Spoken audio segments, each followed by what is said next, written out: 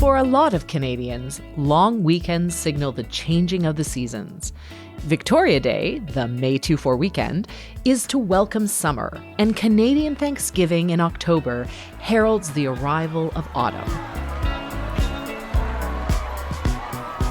Me, not so much.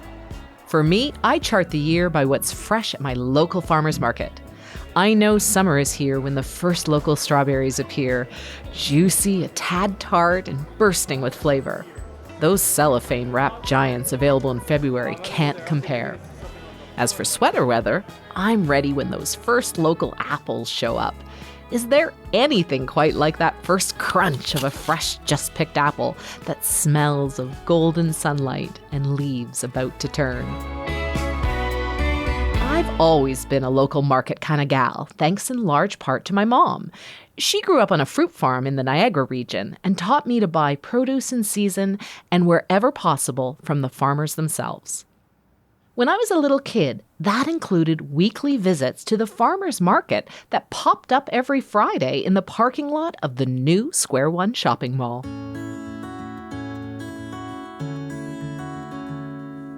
I remember walking up and down the makeshift aisles created by farmers who would line up their pickups, vans, and box trucks, open up the back doors, and sell that week's fresh fruit, vegetables, meat, and eggs.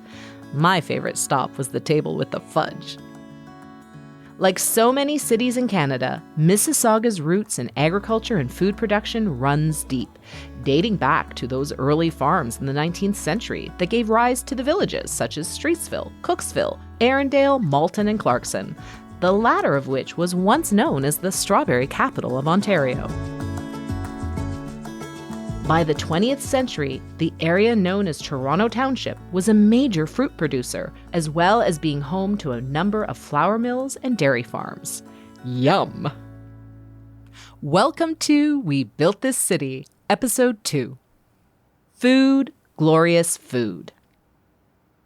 Let's start with a toast to the humble grape and the creation of Canada's first superstar wine on the shores of the Credit River. Our story begins in 1811 with the arrival of Corporal Johann Schiller, with a deed for land granted to him for services to the British Army.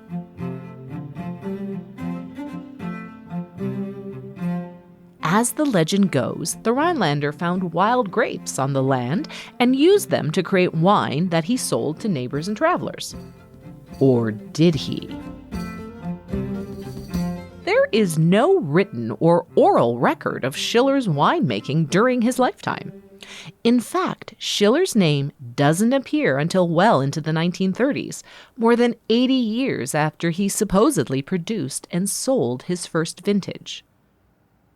While Schiller may not have ever produced wine, the land where he lived certainly did. In 1841, Rear Admiral Sir William George Parker purchased the property and built a magnificent home called Clare House for his 3 youngest sons, Henry, Melville, and Albert. It was Henry's idea to get into the winemaking business, and in 1858 he planted some vines. There was only one problem. Henry, who had been raised in England by a rear admiral in the British Navy, didn't really know how to farm, and he certainly had no clue how to cultivate grapes and turn them into wine. That's when he heard about Justin McCarthy de Courtenay, an Englishman who had somehow transformed himself into a French aristocrat. De Courtenay had winemaking experience, having trained in Europe, and by the time Parker met him, de Courtenay had been trying, unsuccessfully, to convince the government of the time to underwrite the creation of a commercial wine industry. The pair hit it off and formed a joint stock company called the Canada Vine Growers Association with some Montreal investors, and winemaking commenced under the label Clare House Winery. It was Canada's first commercial vineyard and winery.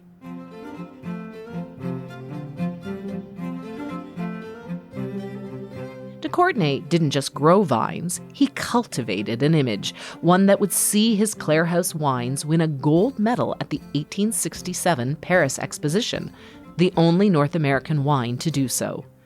Despite his success, de Courtenay struggled with government regulations. In 1867, the newly formed Dominion Government of Canada's new Act Respecting Inland Revenue included a clause that charged duty on any distillation agents used to ferment alcoholic beverages. At the time, Canadian-grown grapes weren't sweet enough, so imported sugar was added during distillation. The new duties soured de Courtenay on trying to build a wine industry in Ontario, and in 1869 he sold the company and the property to lawyer Solomon White and returned to England. Taking the reins in a declining market, White tried to distill a sense of luxury and health into his brandy and wines, which by now benefited from investment from wholesalers in Toronto and Montreal, giving Clare House Winery greater distribution. His wines were celebrated, winning a medal at the 1876 Philadelphia Centennial. However, now there was competition from new wineries opening in Niagara and Pelee Island, and the Canada Vine Growers Association passed through a variety of owners. First, there was George Torrance, then Benjamin Murray, followed by cattle breeder Andrew Aikens, and then finally, in 1903, Achilles Rumagou, a Frenchman who had previously owned the Lakeview Hotel in Toronto, who purchased the winery for his son Leopold. Clare House produced its last bottle of wine in 1925, and the following year the property was sold and converted into a rabbit ranch. The original house, which had been depicted on the wine labels, burnt to the ground in 1932. At its height in the last quarter of the 19th century, the vineyard had included a large wine plant, vineyards, and large wine vaults that extended close to a quarter of a mile underground. Today, the area just west of the intersection of Dundas Street and Confederation Parkway is home to families and small businesses clustered around Parker Hill Road, once the lane that led to Clare House, the Cooksville estate where Ontario wines first took root and won over the world. Now let's travel a little further west along Dundas to where it meets the Credit River, just south of the University of Toronto's Mississauga campus in Arundel. Here we can meet up with the Cullum Trail, a 13.5-kilometer multi-use trail that follows the Credit River to Streetsville, a community that owes its existence to an earlier immigration wave. The Great Migration to Canada. Between 1815 and 1850, over 800,000 people, mainly from England, Scotland, and Ireland, moved to Canada. They were encouraged to come here for two primary reasons. One, to solve a problem over here, and the second, to solve a problem over there. First, the British colonial government, having just emerged from the War of 1812, wanted to A. discourage any further American invasion, and B. reduce the influence of the French language and culture in Quebec. The answer was to heavily promote Canada as a land of opportunity for English-speaking British subjects. Fortunately for these 19th century marketers, they had a willing audience. The Industrial Revolution was in full swing, and accompanying it was a massive baby boom, as living standards rose and child mortality fell. The combination of increased mechanization, along with a larger workforce, meant there weren't enough jobs for all the people. That sounds familiar.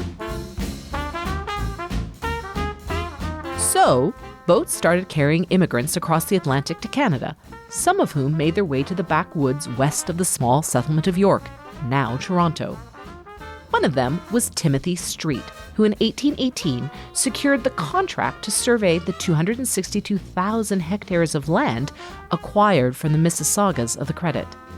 Unlike the United States with its idea of the wild frontier, the British practiced a more organized approach to land settlement. With military precision, the colonial government licensed surveyors and contractors to map, measure, and clear roads and farm lots prior to the arrival of settlers. The area that is now Mississauga was originally divided by Timothy Street's crews into 40 by 80 hectare blocks. The men used 20-meter-long chains to measure each lot, and used the length of each chain to measure the width of Mississauga's early colonial roads. Fun fact, some of Mississauga's current roads maintain their original colonial-era measurements. So today, you may very well be motoring along a street originally designed by Timothy Street. That's a tongue twister in there somewhere. In 1821, Street, the man, built a water-powered grist mill and sawmill, followed by a lumber mill the next year on the banks of the Credit River, now a source of cheap power. Grist mills produced flour by crushing grain between two millstones, one of which turned via the power of water flowing over the slats. Soon, the newly arrived settlers were clearing land to plant wheat for the flour mills to export back to Europe.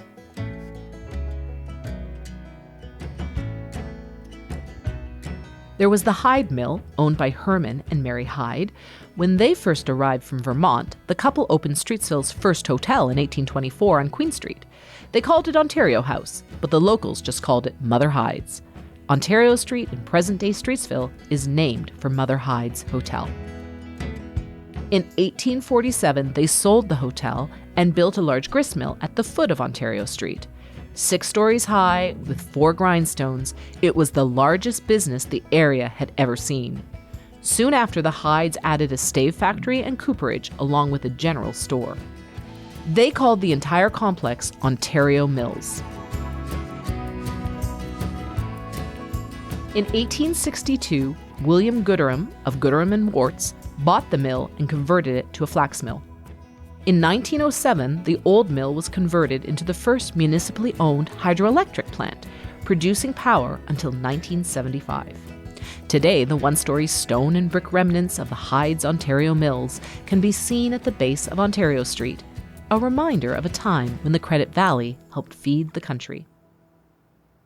That tradition continues at Ardent Mills, which operates on the site of the Beatty Mill, which got its start in 1837, when John Beatty purchased the original mill. However, he soon died, and his widow, Helen Hetty Beatty, took over, running the business for close to 20 years, one of Mississauga's earliest female business leaders and entrepreneurs. It remained in the Beatty family until 1895, when Duncan Wallace Reed took it over, renaming it Credit Valley Flour Mills. Reed expanded the business, introduced state-of-the-art technology for the time, while continuing to mill its flour by water power alone.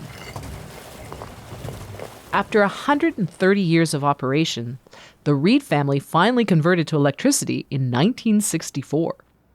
The family sold the mill in 1969, but the name Reed Milling remained, with a third generation continuing to manage it.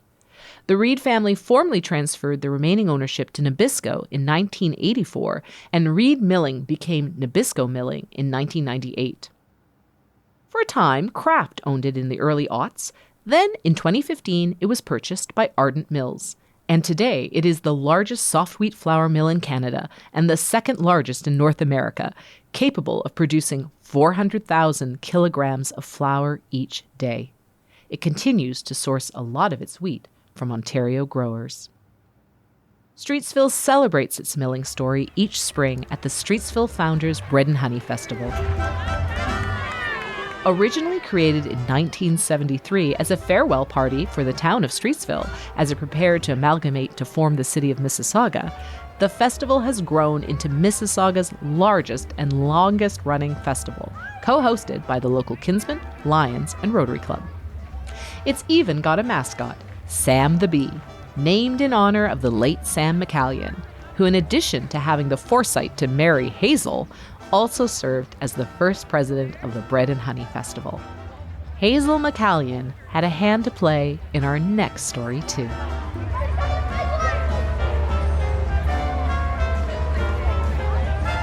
It was the early aughts, and McCallion, by this time Mississauga's internationally known mayor, had walked into a small shawarma restaurant and into the life of Mohamad Fakih, a young immigrant from Lebanon.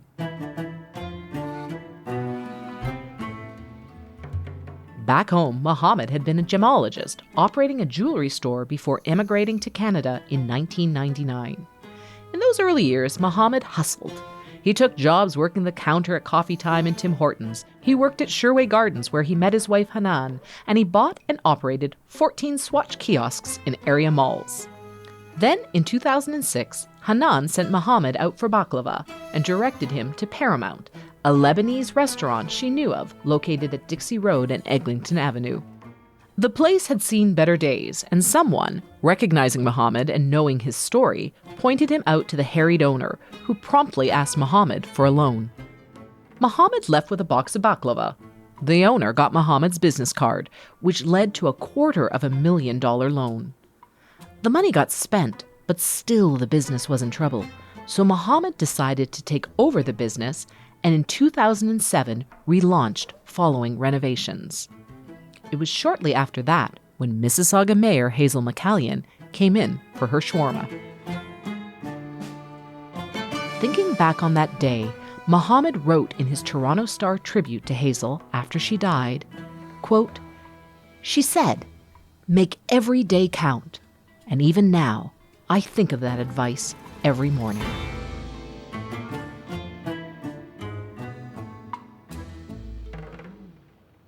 Paramount Fine Foods expanded rapidly, buoyed by the popularity of Mohamad's vision for serving family-style Middle Eastern dishes in family-friendly environments, complete with entertainment for children.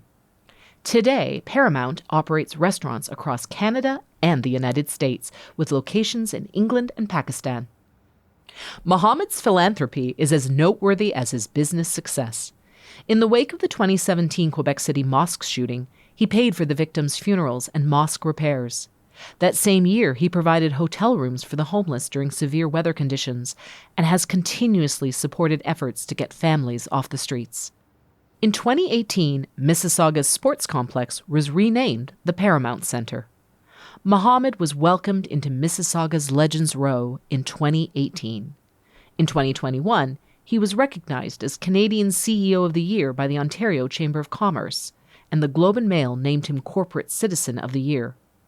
Mohamad was appointed to the Order of Canada in 2022.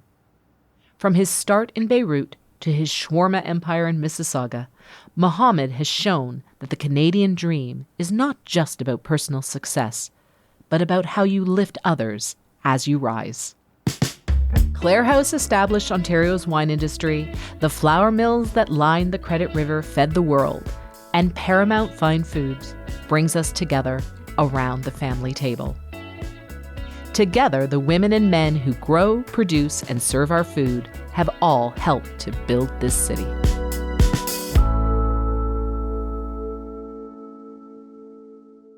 It took a lot of people and stories to build Mississauga into what it is today, Canada's 6th largest city. Come visit us across our social platforms and on our website at visitmississauga.ca.